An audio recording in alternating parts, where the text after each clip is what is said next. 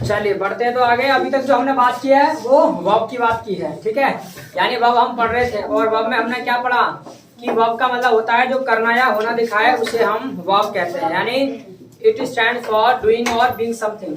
इसके अलावा हमने बात की थी टाइप्स ऑफ वर्ब की। तो हम जब हम इसको दो बड़े भागों में बांटते हैं वर्ब को, तो मेन वर्ब और ऑक्सिलरी वर्ब, दो भागों में हम बांट सकते हैं। इसके अलावा ऑक्सिलरी वर्ब के बारे में मैंने बताया था कि ये टोटल संख्या में 24 होती हैं। इसके अलावा जो आपका तीन पार्ट में इसको हम बांटते हैं। पहला आपका प्रिंसिपल ऑक्सिलरी वर्ब्स है, दूसरा मॉडल्स है, तीसरा सेमी मॉडल्स है। जो प्रिंसिपल ऑक्सिलरी वर्ब्स हैं वो आपके 11 हैं, यानी is, am, are, was, were, और इसके अलावा do, does, did, has, have, had. इसके अलावा मॉडल्स आपके 10 हैं, will, would, shall, should, can, could, may, might, must, out to.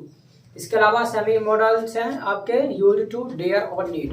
अब जो हम सीखने वाले हैं वो सीखने वाले हैं रोल ऑफ ऑक्सिलरी वर्ब्स, यानी ऑक्सिलरी वर्ब्स का रोल क्या होता है, यानी रोल ऑफ ऑक्सिलरी वर्ब्स, यानी रोल ऑफ ऑक्सिलरी वर्ब्स, यानी ऑक्सिलरी वर्ब्स का क्या रोल होता है, क्या उनकी भूमिका है, वो कैसे काम करती हैं।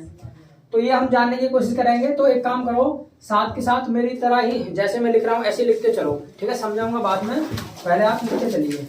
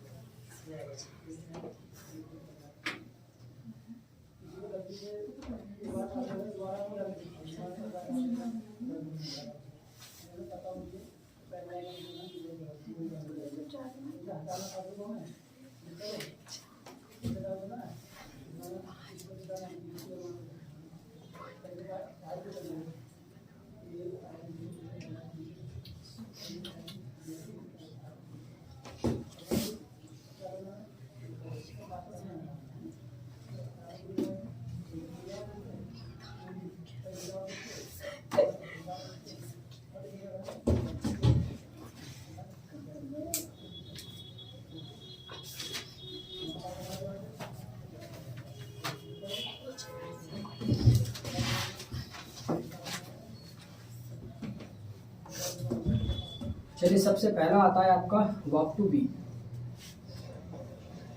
वर्ब टू बी, तो वर्ब टू बी का मतलब होता है होना।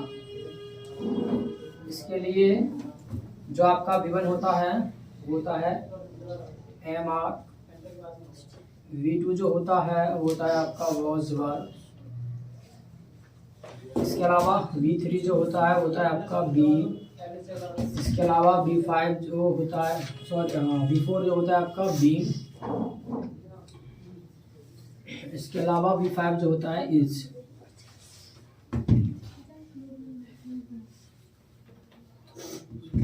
नेक्स्ट है आपका verb to do. Verb to do, verb to do का मतलब होता है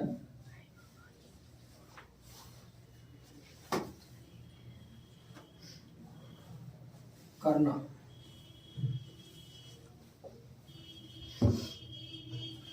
इसमें V1 में आता है डू, V2 में डिड, V3 में डन, V4 में डूइंग और V5 में डज।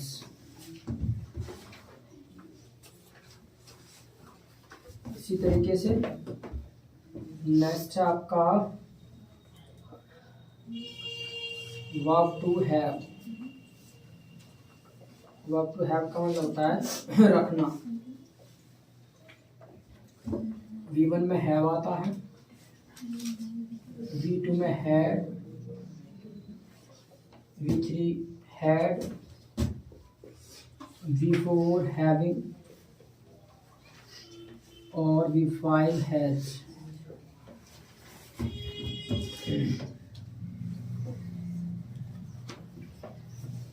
इसके अलावा नेक्स्ट है आपका वर्ब टू विल।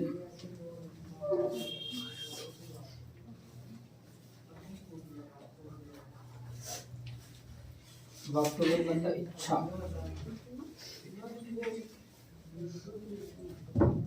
इसमें V1 में आता है आपका विल, V2 में आता है विल्ड, V3 में विल्ड, V4 में विलिंग,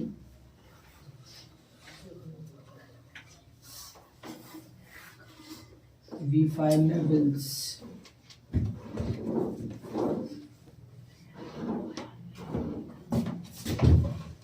इसके अलावा नेक्स्ट है आपका verb to need. Verb to need बोले तो जरूरत।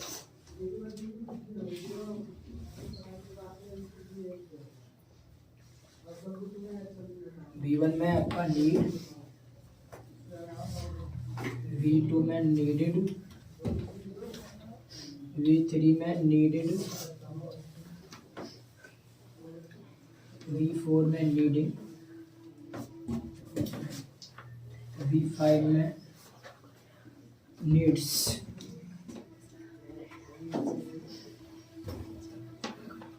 इसी तरीके से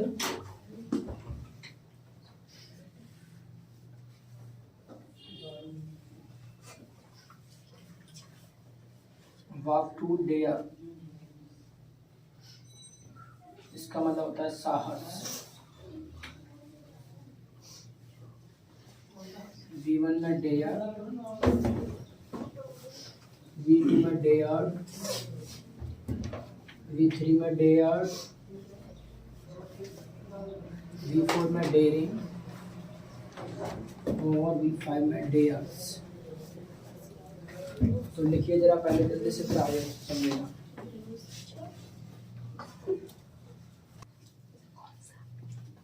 अच्छा, इसको करेक्ट कर लेना। ये प्रेजेंट नहीं, प्रेजेंट सिंगुलर नहीं होगा, ये प्रेजेंट प्लूरल होगा, उल्टा हो गया। इसके अलावा ये प्रेजेंट सिंगुलर होगा।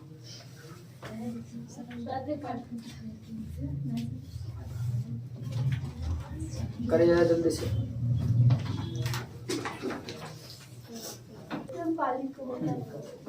चलिए बढ़ते हैं आगे।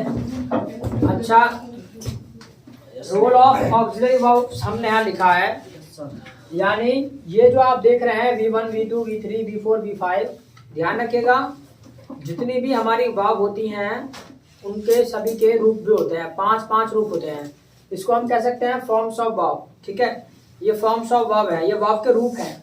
ठीक है, अभी रोल क्या है, रोल की तो हमने बात ही नहीं की, बस दिया गया थोड़ा थोड़ा रोल यहाँ भी देखेंगे हम, क्या मतलब इनकी भूमिका रहने वाली है। इसके अलावा ये जो है फिलहाल यहाँ पे आप ये जानने की कोशिश करो कि फॉर्म्स ऑफ वर्ब भी कुछ होता है, जैसे आपने स्कूल में भी अपना पढ़ा होगा, first form, second form, third form करके। ठीक है, इसी प्रकार से वर्ब के जो रूप होते हैं वो 5 होते हैं, यानी V1, V2, V3, V4 और V5। ठीक है, 5 रूप होते हैं। इनके पांचों के बारे में जानकारी भी आपको मतलब ये याद रखना है जो मैं आप फिलहाल बताने जा रहा हूँ, क्योंकि इसी से ही आप जो है सेंटेंसेस बनाना सीखोगे, टाइम एंड टेंस इसी से सीखोगे, और एक्टिव पैसिव भी, डायरेक्ट भी। ठीक है, इनका जरूरत आपको पड़ेगा। तो सबसे पहले होता है बेस फॉर्म। बेस फॉर्म मतलब जहां से शुरुआत हुई है, मतलब जहां से जड़ है, उसको बेस फॉर्म कहते हैं। जैसे वर्ब टू बी है, तो वर्ब टू बी का ये जो नेक्स्ट आप देख रहे हैं, ये इनका पूरा मतलब बी तो जड़ है और बाकी सब यहाँ से निकली है। ठीक है, तो V1 में जो आता है वो एमआर आता है, V2 में जो है वॉजवर आता है, V3 में बीन आता है, V4 में बीइंग और V5 में इज। इसी तरीके से नेक्स्ट है आपका verb to do. Verb to do का V1 डू होता है, V2 डिड होता है, V3 डन होता है, V4 डूइंग होता है, V5 डज होता है। इसके अलावा नेक्स्ट है आपका verb to have, verb to do मतलब करना, वर्ब टू हैव मतलब रखना। इसका V1 हैव, V2 हैड है, V3 भी हैड ही होता है, सेम होता है। इसके अलावा V4 हैविंग है, V5 हैज है। इसके अलावा verb to will, verb to will का मतलब होता है इच्छा। इसका V1 विल है, V2 विल्ड है, V3 भी विल्ड है, V4 विलिंग, V5 विल्स। इसी तरीके से verb to need, verb to need बोले तो जरूरत, V1 नीड होता है, V2 needed, V3 needed, V4 needing और V5 नीड्स। इसी तरीके से verb to dare, verb to dare मतलब साहस। इसका V1 डेयर होता है, इसके अलावा V2 डेयर्ड है, V3 डेयर्ड है, V4 डेयरिंग है और V5 डेयर्स है।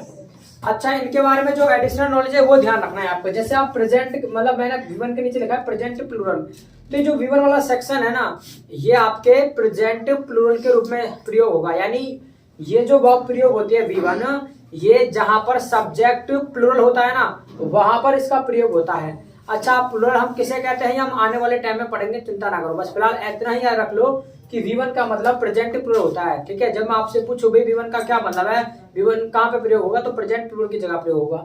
V2 का मतलब क्या है, V2 का मतलब है पास्ट, और सिंगुलर प्लूरल इसमें दोनों सेम रहता है। ठीक है, सिंगुलर प्लूरल दोनों सेम है। V3 मतलब परफेक्ट। ठीक है, V3 बोले तो परफेक्ट है, और यानी जहाँ परफेक्ट की बात होगी वहां पे V3 आएगा, यानी जहाँ पे फ्री एक्शन की बात होगी। V4 मतलब कंटिन्यूअस, जहाँ पे काम जारी होगा वहां पर जो है आपका कंटिन्यूअस आएगा। V5 मतलब प्रेजेंट सिंगुलर, जहां सिंगुलर की बात होगी सब्जेक्ट की, वहां पर आपका V5 आएगा। इसके अलावा एक चीज आप देख रहे होंगे, V5 की ये पहचान है कि सबके पीछे आपको S लगा मिलेगा, सबके पीछे ऐसे लग रहा है। V4 का ये पहचान है कि सबके पीछे ING लगा मिलेगा। ठीक है, इसके अलावा जो V4 आपका बनता है, V4 कैसे बनता है, V4 जो बनता है अगर हम V1 में ING लगा दें तो आपका बन जाता है V4। बस वर्ब टू बी का थोड़ा आपको याद करना है कि यहाँ पे ऐसे नहीं है कि MR का एमिंग हो रहा है, बाकी सबका देखो डू का डूइंग हो रहा है, हैव का हैविंग हो रहा है, विल का विलिंग हो रहा है, नीड का नीडिंग हो रहा है, डेयर का डेयरिंग हो रहा है। इसी तरीके से V5 कैसे बनता है, V5 ऐसे बनता है जब हम वर्ब के फर्स्ट फॉर्म में S या ES लगा देते हैं तो हमारा V5 बन जाता है। बस वर्ब टू भी इसमें एक एक्सेप्शन है, इसको आपको एज इट इज याद करना है। जैसे इज हो रहा है, ऐसे नहीं कि MR के साथ कोई एम इज या आर होता हो रहा है। ठीक है, बाकी सबके साथ देख लो, डू का डज हो रहा है, हैव का हैज हो रहा है, क्योंकि हैव में एस या ES लगाते हैं तो फिर हैज बन जाता है। इसी तरीके से विल का विल्स हो रहा है, नीड का नीड्स हो रहा है, डेयर का डेयर्स हो रहा है।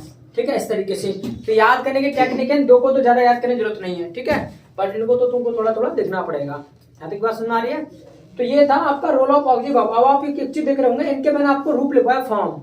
याद रखिएगा, जैसे इसके फॉर्म है ना रोल ऑफ ऑब्जेक्ट वर्ब के, ऐसे ही तुम्हारे जो मेन वर्ब है उनके भी रूप होते हैं। जैसे गो है तो गो, वेंट, गॉन, गोइंग, गोज।